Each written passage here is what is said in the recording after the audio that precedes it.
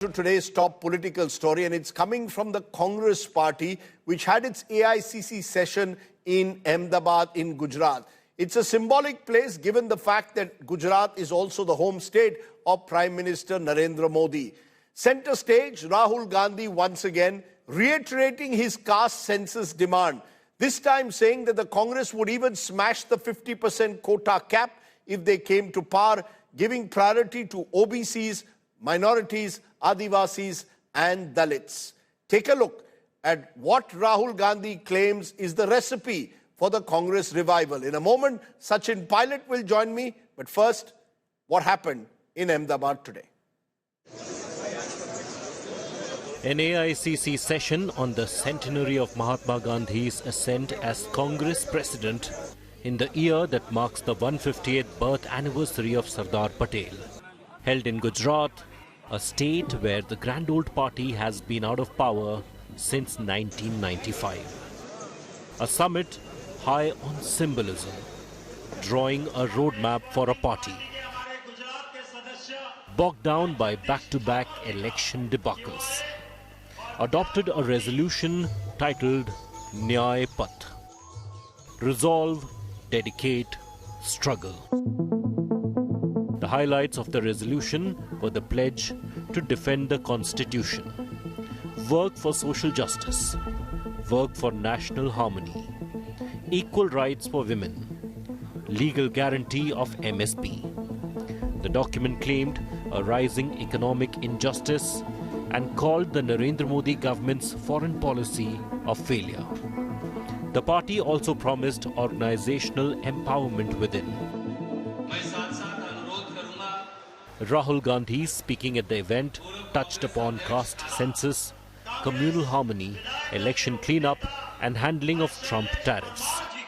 कुछ महीने पहले मैंने पार्लियामेंट हाउस में भाषण दिया था। मोदी जी के सामने कहा कि मोदी जी आप जाति जनगणना कराइए। मोदी जी ने आरएसएस ने साफ कह दिया हम जाति जनगणना नहीं करेंगे। किसी भी संगठन के पास Congress President Mallikarjun Kharge also reiterated the party's demand for caste census. He pointed out how Dalits are discriminated even today. कि हमारे राजस्थान के एक अपोजिशन लीडर को मंदिर में जाके आने से वो बाहर आने के बाद गंगा जल वहां पर डाल दिया। अरे तुम गंगा जल एक हिंदू टेंपल के अंदर जाने के बाद गंगा जल डालते हो, वो कितने दलितों को आपने ट्रस्टी बनाया, ये मुझे पहले बताओ। The Congress leadership declared that district-level leaders will be involved in ticket selection in the coming assembly elections. Some delegates spoke out against political opportunism and the tendency of leaders to switch parties. Congress MP Priyanka Gandhi skipped the session, but sources say there's a bigger role in store for her ahead of crucial assembly polls in many states next year. The big question remains, how was the AICC session in Ahmedabad any different from similar sessions in the past, and how can it help the Congress revive itself? With Mausami Singh and Rahul Gautam, Bureau Report, India Today. Let's take that question then straight to one of the faces of the Congress's Gen Next. Sachin Pilot joins me, senior leader, Congress. How is the Congress going to revive itself? What is the recipe you gave us from this AICC session in Ahmedabad that should indicate to observers that the Congress can revive itself, Sachin Pilot? So this session, Rajiv, as you mentioned in your story, was quite historic because in Gujarat, that's where the land of Mahatma Gandhi and Sardar Patel. And the resolution that the Congress party adopted unanimously had a few things that are important for us to look at. One, that we have taken upon ourselves to be a constructive opposition. We will take the government to task. The year 2025 will be a year for organization, to do a mass outreach program, mass contact program, reach out to the public and empower our district units. This is going to be a different sort of a selection process than we've had previously. That's for the organization. But from the party standpoint, you mentioned earlier about caste census. I just want to reiterate, all we're looking for is a scientific way to have a head count where we know exactly who is living in what condition and what geographical areas. The budgetary allocations, the programs, the money that we spend is ad hoc. There is no scientific understanding or capturing of the effects of that spend unless we know who's placed how well. And I think the reservation issue, more than 7 or 8 states have already crossed the 50% limit. So let us understand that who are the ones who are deserving the most, use the scientific data to target those who need the help and support. Why should we bind ourselves with 50, 40, 60%? Let that be a total open census. And then we must know who's placed where. And I tell you, the gap between the rich and poor, I want to add one data point, Rajdeep. Today, 1% of India owns 40% of this country's assets. The top 10% Indians own 70% of India's assets. So the huge widening gap between rich and poor is a huge concern for all of us. And we want an equitable growth. We want to empower competition, empower young people, have investments, create jobs. The government has failed to do so. And we're doing the best we can to make sure the government lives up to its promises. You know, Sachin Pilot, you mentioned organization. Let's come one by one. You mentioned this is going to be the year of the organization of the Congress. I've been hearing this for the last few years. I want to know what is so different. Every time for the last few years, I hear the Congress recognizes organization problem. We are going to strengthen the organization. The truth of the matter, it's not happened. So what is different this time compared to the past? We have now adopted a resolution that says 50% of all party positions will go to people who are under the age of 50. Historic. We've never done this before. A former adoption by the Congress in Udaipur is being implemented. The backwards, the Dalits, the tribal, women, young people, minorities, they form the chunk of this population in India. We want to make sure they're in the front line of public policy. They're in the front line of party leadership. Give them those positions. And like I said to you earlier, empower the district units. This is something that we have now embarked upon just recently. So these are all new initiatives the Congress has taken in this AICC session in Ahmedabad. No, but Sachin Pilot, I recall 2 years ago in Udaipur, the Congress said one person, one post. And yet we have several leaders, including Mallikarjun Kharge, who have more than one post. He's leader of the opposition in the Rajya Sabha and he's Congress president. You've said in the past that you will ensure that 50% of all posts will be OBCs, Dalits, Adivasis. There are still states where that does not happen. You speak of caste census. You have a state in Karnataka. You are in power there. Why don't you bring a caste census there? You see, the Congress, unless you walk the talk, people will wonder, are you really sincere and keen about bringing this dramatic change? This change is brought from within. Nobody has asked us to do it. It was the leadership in the Congress party, Mr. Kharge, Mr. Gandhi, Mrs. Gandhi, who decided to bring up on these changes. In Telangana, we've actually implemented that. No, you've done it? Yes, we've done it in Telangana just recently. Hardly a month ago, we've done it in Telangana. And Karnataka will follow suit very, very closely. But a national census is what we're looking for. And the government is shying away from it.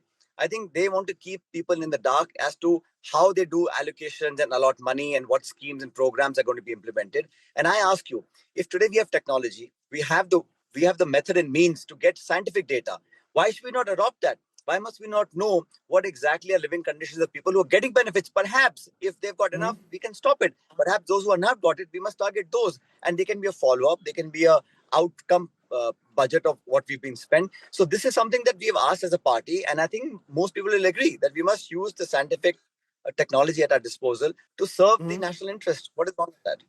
No. So are you saying that the battles of the future will, because the BJP is very clear, clarity, Hindutva pitch. The Congress seems to be veering to the pitch that caste census will be the way we will combat Hindutva. There will be those who will say you are also playing divisive politics. Jitni abadi utna haq could mean tomorrow further division this time around caste. You accuse the BJP of dividing the country on community. They will in turn accuse you of dividing the country on caste. And OBCs, the Prime Minister himself is an OBC. He only became OBC after becoming Prime Minister. When he was Chief Minister of Gujarat, he never mentioned about being OBC. And if you care to read our resolution, very clearly we've said, our constitution provides for every single Indian to have equal rights. No one can be discriminated on religion, caste, what food they eat, what clothes they wear. I think it's happening in India. There is a bipolarity. There is now a way of looking at things. People are being discriminated. Minorities, Muslims, Christians, Sikhs are being attacked. I think the sense of fear that is being, that has been inculcated and also the institutions that we have nurtured for 75 years systematically being eroded in a systematic way to make them more transparent, to let them not have biases in their functioning. That's what we're striving for. And we as opposition are within our rights to make sure that constitutional bodies are left from politics. And why, for example, is the way that you elect the chief election commissioner has been changed. It was Chief Justice, Leader of Opposition, and Prime Minister. Today, CJI is out. It's Minister, Prime Minister, and LOP. So 2-1, you always have your way. You always get your guy in position. We are saying, what was the need of tampering with the selection process of the Chief Election Commissioner, for example? You know, the Chief Election Commissioner, Mr. Pilot, during the Congress Raj, the Congress was accused of having its officers as election commissioners. But the question, Mr. Pilot, for example, you said you will raise the issue of minorities, Dalits. In the past, there's a sense the Congress is a little reluctant to take up issues of minorities for fear of being seen as anti-Hindu. That's what the BJP's Hindutva pitch has done. You're not willing to come out openly and speak out on certain issues. Is the Congress very clear that you will speak out on all these issues without fear of the BJP? Rajdeep, I cannot be more clear. Every Indian citizen of this nation is equal in the eyes of law. The Constitution has given us the right to be equal. Religion, caste, creed, sex, gender, food habits, cultural habits have nothing to do with it. And if anybody whose rights are being infringed upon, who's been brutalized, he or she needs to be protected. And if it's what's happening with the Waqf bill is a clear indication of how they want to divide the narrative in this country on Hindu and Muslim and Mandir and Masjid. Jobs, agriculture, investments, wealth creation, competition, this monopolistic attitude of running economic policies, they're all under question. But because the people in power today fail to hear the voice of the people or the opposition, they're carrying on. But ultimately, I think what we stand for, what our constitution stands for, what the Congress party strives to achieve is what people of India want to see. One of the key questions is how do you address the youth population? I heard Shashi Tharoor's speech during your session where he said that we need to get the new voters back into the Congress fold. We need to increase our footprint in that sense. What are you offering as an attraction for new young voters, many of whom have gone with the BJP? They represent, many believe, the politics of aspiration. How will you attract the newer, younger demographic that is not worried about what the Congress did 100 or 150 years ago, but what will you do for them now and for the future? Fair enough. We are a young country, and young people who are educated, who have the skill sets, need to be given that platform. They can display their imagination, their creativity. They can be gainfully employed and have proper competition. We must create wealth, but in the right ways and right means. People must have the opportunity to prove themselves. And today, I think what we need to do, Rajdeep, is India must live up to its potential. This youth dividend will become a liability very soon.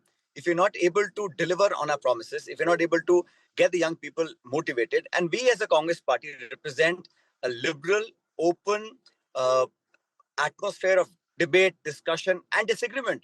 So today what is happening is that one shoe fits all, one ideology, one way of thinking, one way of talking is being forced upon people. But look at our colleges and campuses. Look at the fear this government has tried to create in the minds of young people. The divisions on religion are really now, are eating at the fault lines that already exist in our society. We have to come together as a nation. We can differ ideologically, but we can't do it at the cost of putting the country back. We have to look forward, be progressive, be liberal, be open-minded, be open to discussions and debates that are hardly happening today in campuses and colleges across the country. But there is one elephant in the room, which is Rahul Gandhi himself. He's not the Congress president, but he was holding center stage today. I want to understand, how do you see Rahul Gandhi's role now? Is he an asset? Is he someone who's yet untested, as some suggest? Is he a liability? How is Rahul Gandhi seen by your party? Is he the face of the future? Is it Mallikarjun Kharge, an octogenarian? Or dare I say, is it the Sachin Pilots of the world? I think we're a team, Rajdeep, first and foremost. 2024 Lok Sabha election. I have no hesitation in saying that Mr. Rahul Gandhi's 4,000-kilometer Padyatra across the country really united not just the party, but also the country. And we raised our tally from 50 to 100. Credit of all that goes to Mr. Gandhi. I think we must appreciate the fact that he put himself out there in the face of everything that came at him. And Mr. Kharge is an elected Congress president, and Rahul Gandhi is leader of opposition. So as leader of the opposition, it is incumbent upon him to take on the Prime Minister. He's doing it, deliberately and diligently. He's one man who's taken on Mr. Modi in Parliament and outside Parliament. And the Congress party has fought its way through independence. We've lost 2 elections, but doesn't mean they will dictate the future of a Congress party. We have leadership at state level. We have central leadership. We have Mrs. Gandhi as party chairperson. All of us work together, consult, debate, discuss, and then formulate policies. But yes, he's leading from the front, a fearless man who has taken the entire state power of the government of India and yet not relented. I think we owe him that appreciation of leading the Congress party this far. So he is your face, he is your mascot. The reason I'm asking you, there's a sense that the Congress party still lacks the aggression that it needs on the ground. It's one thing to be aggressive at a party session. The session is over, you all will go back to your various posts across the country. The Congress has become a lazy party. It's not passionate enough on the ground to take on a juggernaut like the BJP. Congress party is a dynamic, flexible, vigilant Congress party. We are in the opposition, and I understand what our role is. We have been on the streets. You said we'll go back. I'm going to Patna day after for the Padyatra. Elections are coming in Bihar. We're fully prepared for that. And this whole year, 9-10 months, are focused on developing a cadre at the booth level to enthuse, encourage, and excite our Congress workers, get young people onto the fold. We are doing it as we speak. But this year, I think for the sake of repetition, this year is a organizational year. We have very few elections, Rajdeep. This year, we are focused on that. And believe you me, and I say this all the time, today's opposition is tomorrow's government. Today's opposition is tomorrow's government. Where will Sachin Pilot be? Will he be still looking at that? What is your future in all of this, if I may ask? When will they empower the pilots of the world? Or will you still have the old guard? Rajdeep, I think nobody can tell the future, neither you nor I. We can work in the present, and currently our job today is strengthen our party. Whatever jobs and responsibility I get from the party, I do it diligently.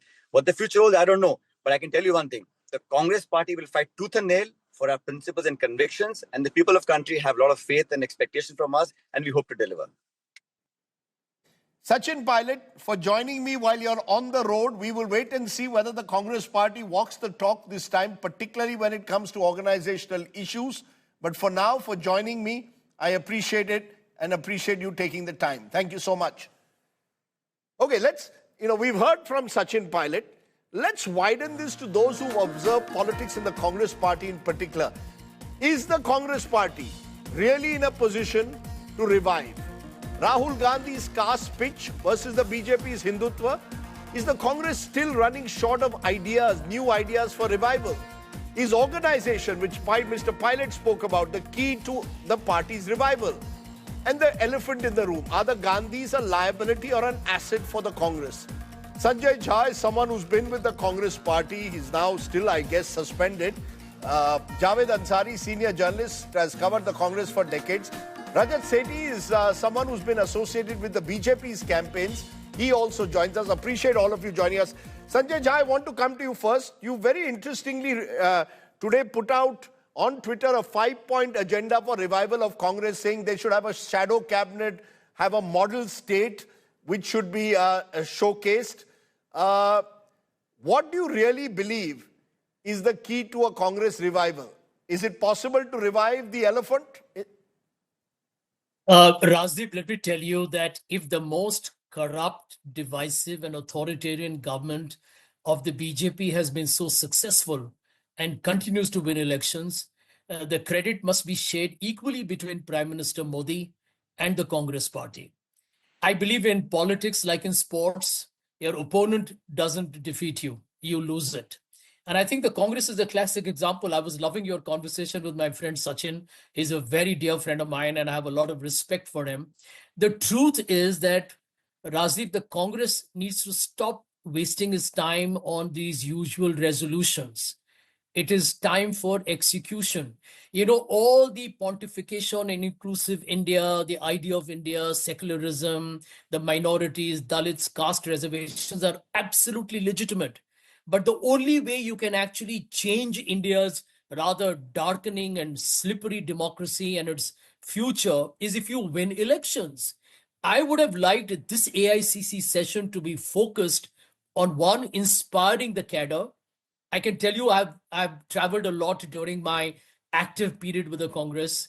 And I say hats off to these guys who actually go door to door and in campaign, who are not invited to these AICC sessions. They are the people that the Congress party needs to invigorate.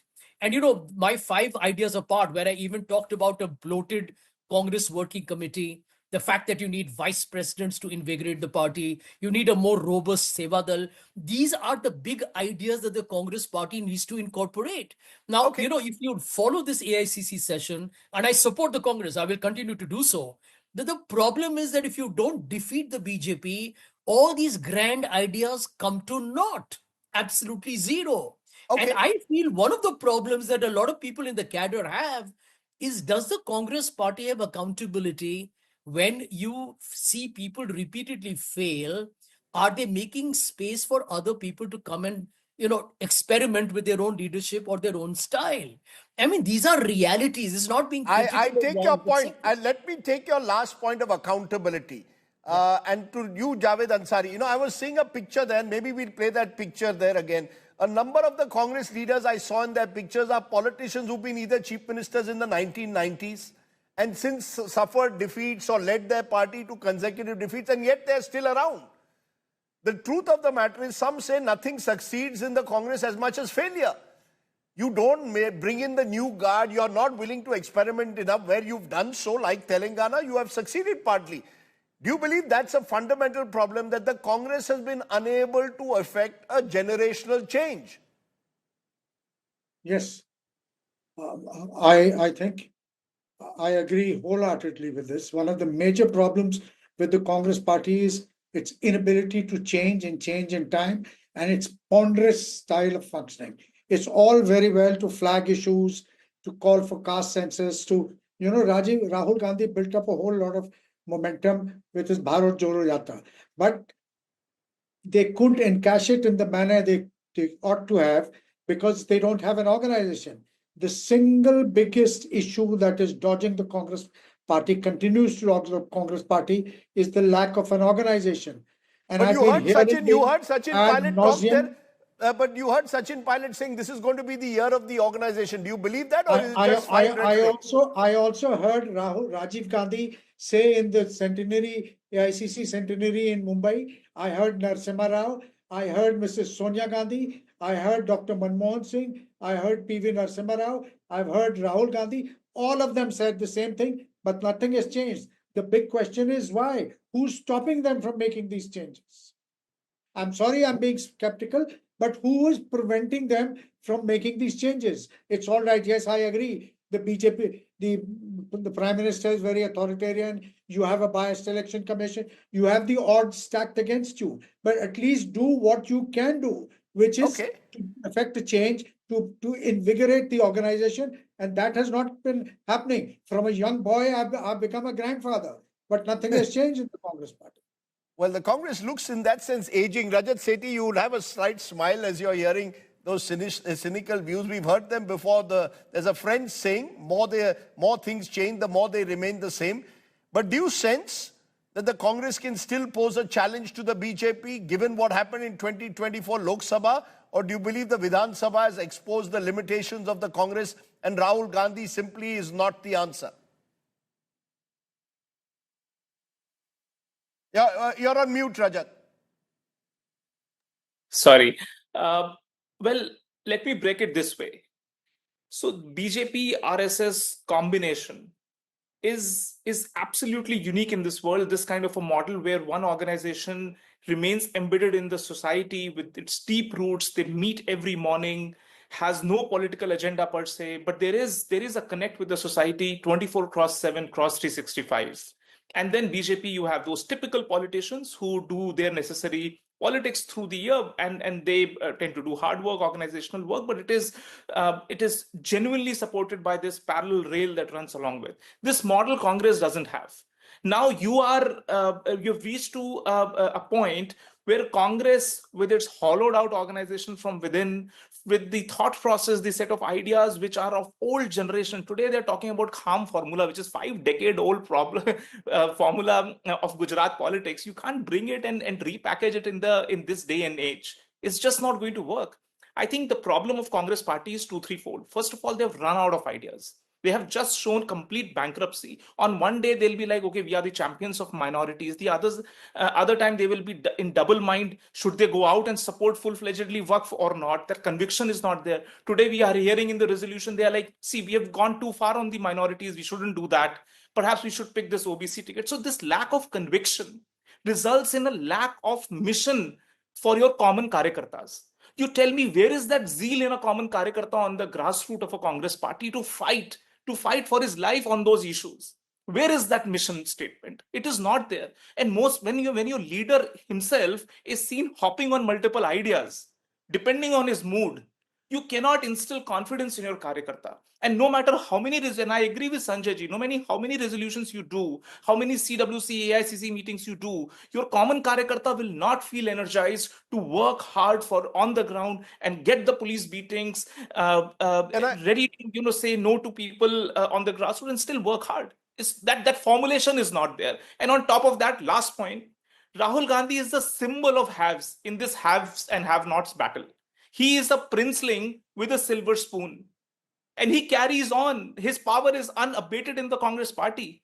How will he himself talk about the downtrodden of our society? That paradox that is there is so stark, so extremely stark, that will be very, very hard for him to have believability in his words. That's where I see strong contradictions, and party will have to deal with that contradiction. Sanjay Jha, good last point made by Rajat Sethi. He says Rahul Gandhi is a fifth generation dynast. Yes, he speaks passionately now about the caste census, but you're an entitled politician speaking about empowering people from disadvantaged groups. Is there a paradox, as Rajat Sethi suggests, or do you believe Rahul Gandhi is the right person to lead the Congress into the future? You see, Rajat says the right thing, but I will give you an example of Donald Trump, a man who's been a multi-billionaire and owns the most glitzy five-star hotels, but is a hero of the working class and the white unemployed American in the Rust Belt. It's all about the way you position yourself and the way you have your political communication. It's a paradox, but it's a solvable paradox. Here is the point, Rajdeep.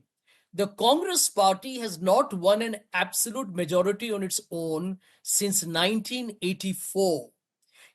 People don't understand that even within the party, that you have been on a secular decline for a long time. I expected in this particular AICC session, from whatever I have got of it, that the entire focus should have been on how do we win this, and you will require a combination of an organizational renewal, ideological clarity, political campaign, leadership. Everybody had to be focused on how do I deliver brass tacks bottom line.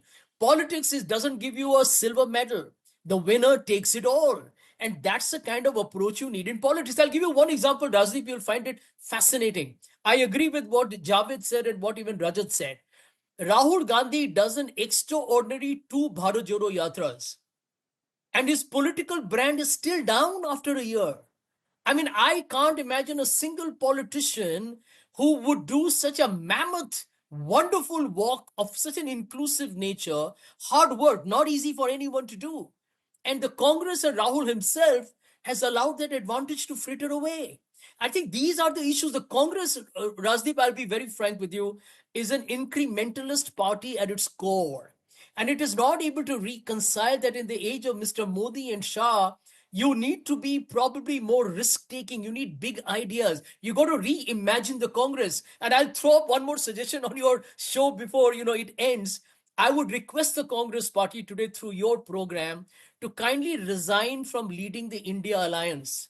Let the India Alliance get an Akhilesh or a Mamta Banerjee or a Mr. Stalin or Uddhav or even Arvind Kejriwal. Focus on your organization, revamp and renewal.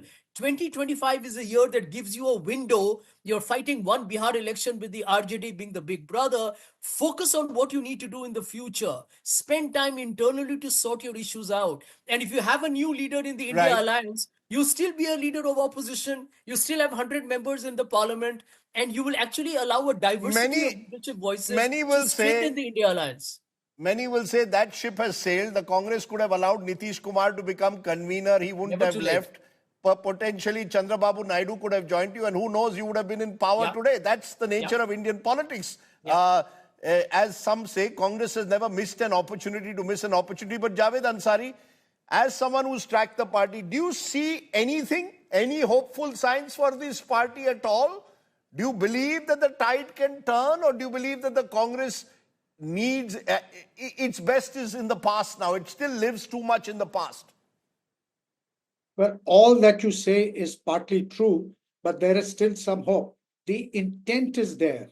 The intent is there, but you need to be able to put that into practice. You need to be able to affect those changes. Like Sanjay said, there's been no dearth of resolutions in the Congress party. If you pick up this booklet, the history of the Congress is just full of these pious resolutions. But please translate that into action. And who's preventing you? Maybe it's too tired. Maybe it's too tired. Maybe it's a party of power which cannot deal without being without power for the last 10 years, and therefore doesn't know how to deal with life without power. Luxury. It doesn't have the luxury of being tired and of being, living in the past. If they want to, if they want to exist, if they want to continue, they need to be able to effect those changes. You mentioned to me when we were speaking earlier today the 3 C's that the Congress needs. What are those 3 C's? The Congress needs continuity, it needs conviction, and it needs consistency and clarity. Okay, and above those all, are 4 C's. 4 C's. And above all, continuity is the one which, is the question mark, because do you believe that the Gandhis alone can run the Congress, Javed Ansari? Well, nobody alone can run it. The Gandhis can be at the helm, but there has to be greater teamwork. And it just doesn't mean that Gandhi is running it with the help of one gentleman. Okay. There needs to be the whole, Rahul needs to build a team like Rajiv Gandhi did. He picked these youngsters, not just one youngster. He picked a lot of these people, the Ashok Gehlots, the Ahmed Patels, the Rajesh Pilots, etc., and built a team. That's what Rahul Gandhi has not been able to do.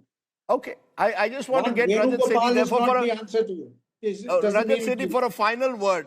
Is the BJP worried about the Congress, or is the Congress the perfect enemy? When I look at the numbers, the BJP strike rate against the Congress is pretty phenomenal in the last 3 elections. They win, almost 80% in 2 of the last 3 general elections, 80% in direct contests. Is the Congress at all worried about, is the BJP at all worried about the Congress, or more worried about some new leader emerging from the regional parties or from some other party? Is Rahul Gandhi the perfect enemy? Well, one thing that you will realize when you speak to a BJP worker on the ground, they're always, worried about the opponent getting a chance. They have greater sort of worry, and they therefore have that mission, that zealousness to work hard on the ground. They perhaps have greater hope that Congress might come in, and therefore I need to work hard than even an average congressman. This is the clear difference. This is why BJP consistently, and it's through its cadres, through its various aspects of engaging the cadres around small micro events, but also not allowing a level playing field. Rajat Sethi, while you valorize the BJP's efforts and organization and resources, there's also a sense the BJP no longer under Shah Modi allows a level playing field in Indian elections. See, no politics is a level playing field. Congress has been the Goliath for 7 decades in our country. So they're talking about being this poor David. That story is not going to cut the ice. They have been in power for a fairly fair share amount of time. They have exemplified through whatever they did or didn't do, acts of commission, omission. They have laid before this country what we are. We don't need a test from a Rahul Gandhi to tell, oh no, we are not this, we are something this. See, this is why I'm saying at this day and age, when they need to speak to a youngster like me, they need to have an elevator pitch. Tell me, what is their elevator pitch of their entity, their company? What do they stand for? They can't put it in one line. And this is the challenge before Congress Party. And I'll give Sanjay Jha, who likes one-liners. Give me a one-liner. Beyond anti-Modism. Beyond anti-Modism, what is the one-liner Congress gives as a pitch? No, Rajdeep. Come on, Sanjay Jha, come up with a one-line pitch. Look at their CWC resolution. It's a 10-page resolution. You cannot make head or tail out of that entire resolution. And if you look at it, they are talking about Sardar Patel, a perfect slippery slope on which BJP would love to drag the Congress and every single leader of the Congress that slope. Yes, your one-liner, Sanjay. I just have time for a one-liner. Rajat, I have time for a one-liner. Rajdeep, I believe my one-liner is to the Congress supporters, workers, the people watching your program who support the Congress. My one-liner to everyone from the Congress will be, you fought for India's freedom struggle and you defeated the British and brought to the end the British Empire. And now you are losing to Mr. Modi and Mr. Shah? Come on, the Congress can do much better than that. Okay, let me leave it at that. Let me leave it at that. Rajat Sethi, Sanjay Jha, and Javed Ansari, the Congress always makes for interesting discussion. And maybe observers seem to be more worried about the demise of the Congress at times than the Congress party itself. That's another debate for another day. But I appreciate my guests joining me on the show tonight.